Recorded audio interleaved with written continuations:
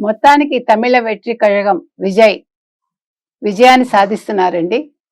అతనే కాబోయే సీఎం తమిళనాడుకి.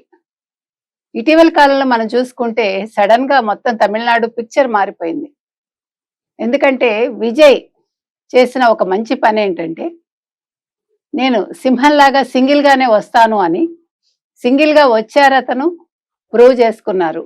ఇప్పుడు 104 సీట్లలో లీడింగ్ లో ఉన్నాడు ఆయన. అసలు విజయ్ గెలుపుకి కారణం ఏంటి అని మనం విశ్లేషిస్తే మనకు 5 కారణాలు కనిపిస్తాయి. 1, అతను సింగిల్ గా రావడం సింహంలాగా. 2, ప్రచారం చేసిన విధానం. 3, అతని ప్రసంగాలు. స్టాలిన్ అంకుల్ అంటూ అతను మాట్లాడిన విధానం కావచ్చు, అతన్ని ప్రజలు చాలా మెచ్చుకున్నారు, ఇష్టపడ్డారు, కావాలనుకున్నారు.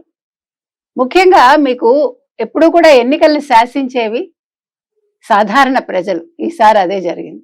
తర్వాత ఎన్నికల గుర్తు విజిల్, తర్వాత యువత. వీటన్నిటినీ మించి మార్చి 8న ఎవరు అమిత్ షాతో భేటీ అయ్యారండి? కేంద్ర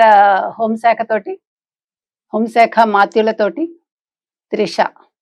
త్రిష కూడా పరోక్షంగా విజయ్ గెలుపుకి కారణం అంటున్నారు. యాక్చువల్గా త్రిషే అన్ని ప్రచార సభల్లోనూ ఉంటారు విజయ్తో పాటు అనుకున్నారు. కానీ అందుకు భిన్నంగా ఆవిడ ఎక్కడా కూడా తెర మీద కనిపించలేదు, స్టేజ్ మీద కనిపించలేదు. కానీ వెనకాల ఉండి నడిపించింది ఆవిడ. ఇవాళ విజయ్ వెట్రికి కారణం త్రిష అని అందరూ అనుకుంటున్నారు. ఇవాళ త్రిష పుట్టినరోజు కూడా. సో పుట్టినరోజు నాడు విజయ్ త్రిషకి బహుమతి ఇస్తాడు తన ముఖ్యమంత్రిగా అయ్యి అని అన్నారు. అది నిజం కాబోతోంది.